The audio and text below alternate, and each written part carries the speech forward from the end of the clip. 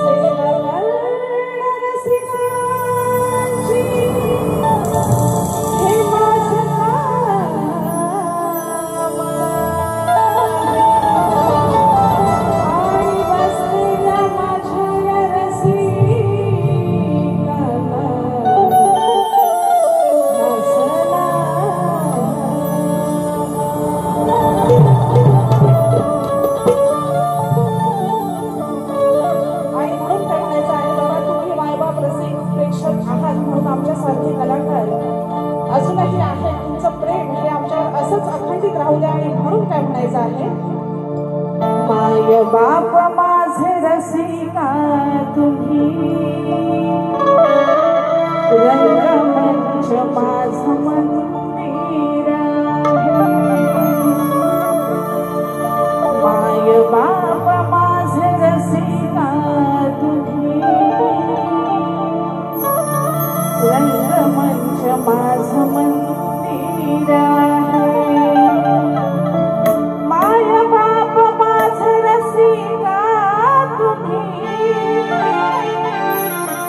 रंगमंच माझं मंदिर आहे काव्य सुमने ही अर्पणी तुला माझा देव म्हणून पूजणार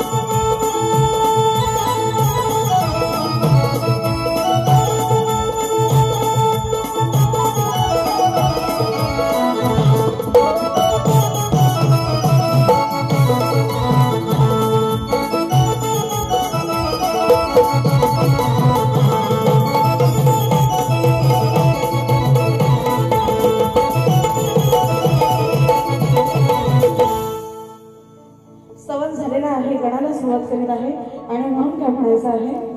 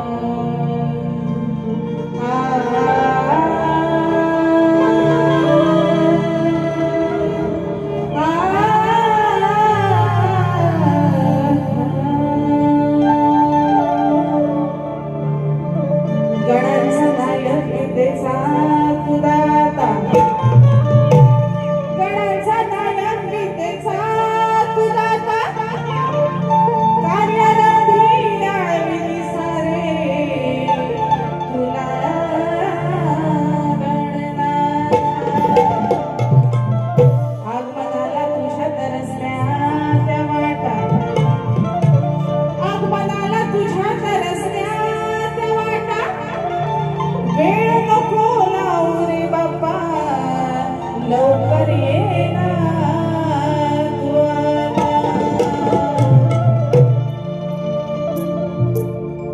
आणि म्हणून काय म्हणायचं आहे बघा, स्वर्गपरी नटली ही सृष्टी पाने फुले वल्लरी, आगमनाची चाहूल देती बरसून ओल्या सरी, गणबाज वाजत गाजत हर्षण येतो बैसून उतरावरी, गणबाज वाजत गाजत हर्षण येतो बैसून उतरावरी.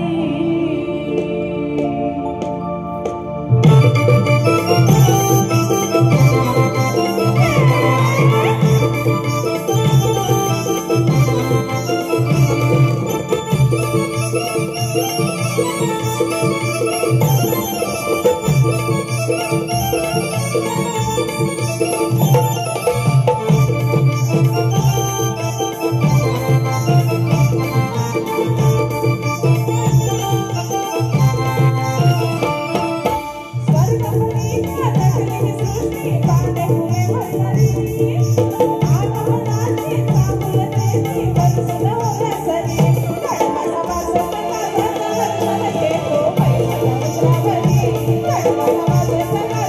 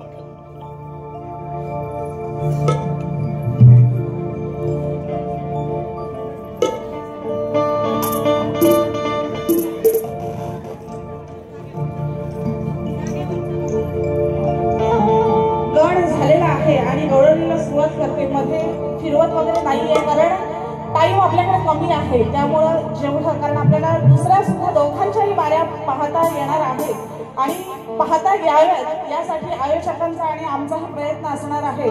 आणि म्हणून एका अंतराची गाणी गाते बघा.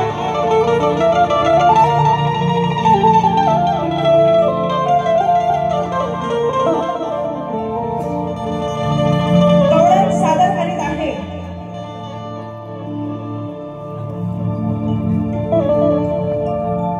लोक आहेत ना, हा नुसते मोबाईलच दिसत आहेत, हा आवाज पाहिजे की नाही? अहो गवळण आहे, आवाज पाहिजे की नाही? हा कसं करायचं? प्रेमाची गायची की बोला लागल अशी? बोला बोला, तुमचा आवाज पाहिजे. टाइम वेस्ट नका करू अजिबात, हे महत्वाचं आहे. बोला पटापट. पहिली गोष्ट, सावटतं मी काय गात नाही, जे काय गाते ते शास्त्रातच गाते, बरोबर आहे. आपण सध्या ट्रेंड चालू आहे प्रेमाच्या गवळणी, पण असं प्रेमाची गवळण न गाता मी माझ्या गवळणीतून मजा कशी येणार आहे ती, कारण आपण सावटतं काय गात नाही. आणि म्हणून बघा काय म्हणायचं आहे. तत्पूर्वी या ठिकाणी आजचे प्रमुख पाहुणे म्हणून आजच्या कार्यक्रमाचे प्रार्थना आणि गणसाठी श्री रामदास संगीता पांडुरंग देवरुखकर, मुक्काम पोस्ट वाकवली, तालुका दापोली यांच्याकडून 501 रुपयाचं पारितोषिक आलेलं आहे. म्हणजे आपला आभारी आहे, धन्यवाद. बघा आजच्या कार्यक्रमाचे प्रमुख उपस्थिती माननीय श्री सोमनाथ दादा ओझरडे आलेत का साहेब? नाही आलेत अजून. असो, कार्यक्रम म्हणजे माझी वारीची सांगता होईपर्यंत, पहिल्या वारीची सांगता होईपर्यंत साहेब येतील, कारण माझ्याशी पण कॉन्टॅक्ट झालेला आहे. त्यामुळे फार वेळ न घालवता आपण गवळणीला सुरुवात करूया. आणि म्हणून काय म्हणायचं आहे बघा, की या नंदाच्या कांधाला जर मी घडवणार, घोड मोडायला याची मी शक्कल लढवणार आहे, की रागाचा मारा ह्याच्या आईचा आज चढवणार आहे, आणि खैर नाही या काळ्याची सारे ह्याला आज बडवणार. आता बडवणं म्हणजे प्रेमानं, आपण एखादी आई नाही का मुलाला बोलते गप घरात चल, असा बडव बडव बडवी ना गप चल. हा काय उद्योग केले असते इथंच, पण आता घरात चल. आणि म्हणून बघा बुवा, गवळण व्यवस्थित ऐकायची. नंतर म्हणाल बुवांचा आणि माझा पहिला सामना आहे, फार चावट किंवा तुम्हाला वाईट वाटेल अशी काय गवळण गात नाही, तर पहिलंच बुवा धबाकते. तसं नाही, कार्यक्रम नाहीच येत आपले अजून, नाही का? त्याच्यामुळं बुवा शांततेनंच गवळण म्हणजे बघा काय म्हणायचं आहे. हे आजचा माझा झालाय पगार, बुवा तुमच्या माहितीसाठी चालवण सांगितलेली आहे. बघा काय म्हणायचं आहे. घेऊ नका तुम्ही खोटा हार, आहे तो माझा लाडाचा बाळा, घोडेला कसावर बांधलेली हंडी, घोडेला कसावर बांधलेली हंडी, सांगा कुणाला पटल का, एकामेकावर चढल्यावर, एकामेकावर चढल्यावर याच्या खालचा उठल काय, एकामेकावर चढल्यावर याच्या जो खाली आहे. शेवटीची आईच ना आपल्या बाळाची बाजू ती काय म्हणते, माझ्या पोरानं चोरी केलेली नाही. व्यवस्थित गवळण ऐकली तर कळेल. घेऊ नका तुम्ही खोटा हाळ, माझ्या मुलावर खोटा हाळ घ्यायचा नाही. काय आहे तो माझा लाडाचा बाळा, घोडेला कसावर बांधलेली हंडी, वर आहे हंडी म्हणजे हंडी, त्या शिंक्यात माठ असायचा आणि त्याच्यात काही दूध लोणी असायचं. आता ती लय वर बांधलेली आहे. आता ती फोडायला थरावर थर लावायला लागतील. ती आई आपल्या बाळाची साईड घेते. कृष्ण हा चोरायचा, कोरडा झोला, दही दूध लोणी खायचा असतो, पण तरी ती आई आपल्या बाळाची बाजू घेते. वा गवळणी हे आपण काल्पनिक लावत असतो, कोणी शास्त्र वगैरे काय लावत नाही. हा सगळ्या काल्पनिक आणि काल्पनिकच विषय गात असतो. म्हणून ती आई काय म्हणते, घोडेला कसावर बांधलेली हंडी सांगा कुणाला पटवाल काय, एकामेकावर चढल्यावर. आता एकामेकावर चढता एवढा थर लावला तरी तर एवढ्या थरावर चढेपर्यंत तो खालचा राहील काय? पोरा पोरा असती त्याच्यात काय दम?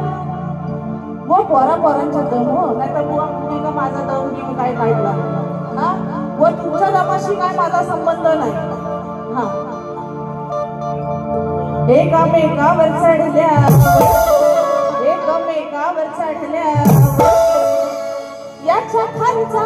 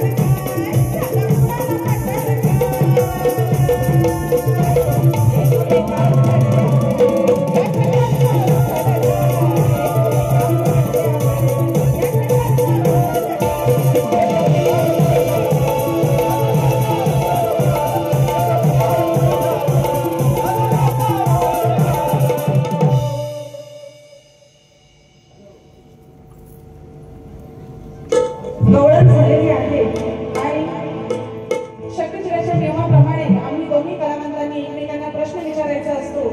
प्रश्नाची प्रत बुवांकडे पोहोचलेलीच आहे, परंतु आपल्या सगळ्यांच्या माहितीसाठी माझा प्रश्न असा आहे. पुराण काळात एका राजाने सर्व सत्र सुरू केले.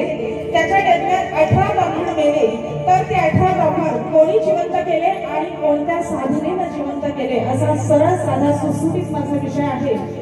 बुवांचा नाच मी बघितलेला आहे, म्हणजे खूप जुने जे नाच होते ना त्यांची आठवण झाली आणि त्यांची गुरु परंपरा वंश परंपरा बघता मला असं वाटतंय की प्रश्नाचं उत्तर माझ्या आजच मिळेल, कारण हा प्रश्न माझ्या गुरुवर्यांनी नाही तर माझा भाऊ फक्त 26 वर्षाचा आहे, त्याच्या अभ्यासाप्रमाणे हा प्रश्न त्यांनी तुम्हाला दिलेला आहे।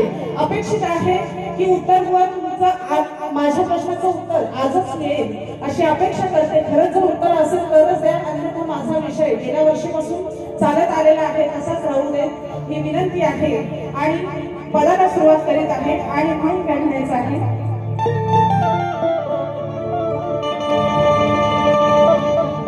जाखडीचा खेळ हा रंगमंचावर आज घडणार आहे,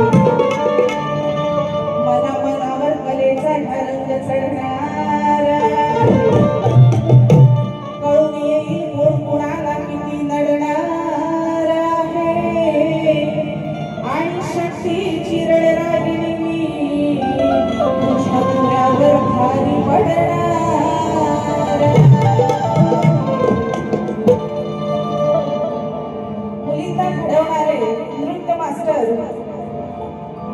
नाव लिहिलेलं नाहीये परंतु आपल्या सगळ्यांसाठी सांगते की माझे शाखा संचालक म्हणजे कोरिओग्राफर साई बनसोडे यांच्यासाठी एकदा जोरदार टाळ्या वाजवा आणि त्यांच्यासाठी किशोर बनसोडे यांच्याकडून 501 रुपयाचं पारितोषिक आलेलं आहे, म्हणजे आपला आभारी आहे, धन्यवाद।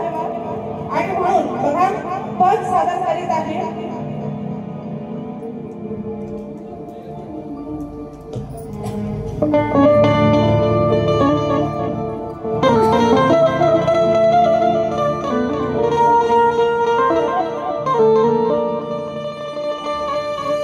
किती वर्णो तुझी रूपे खेळ तुझा हा निराळा, किती वर्णो तुझी रूपे खेळ तुझा हा निराळा, कधी भोळा न कधी कधी महेश दिसतो ना काळा, कधी भोळा न कधी कधी महेश दिसतो ना काळा।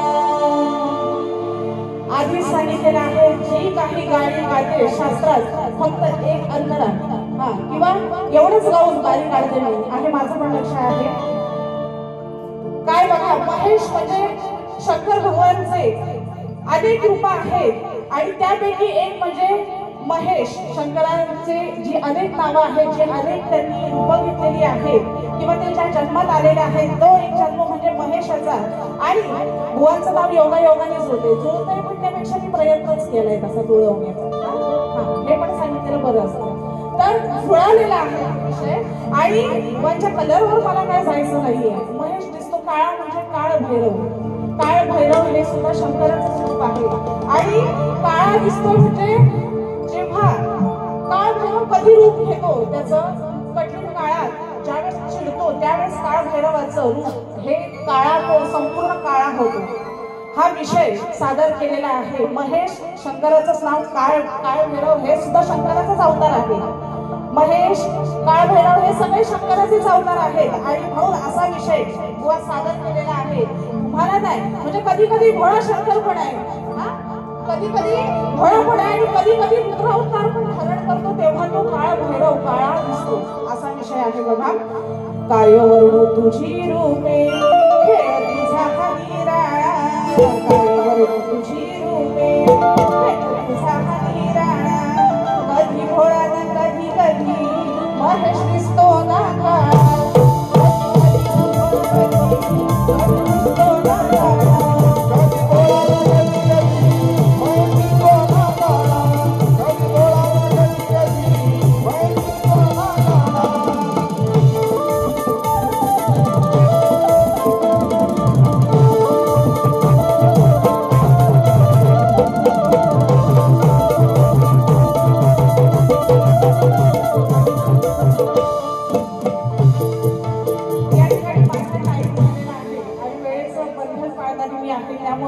एकाच फक्त ध्रुवपद घेतला आणि या ठिकाणी माझी पहिली बारी झालेली आहे।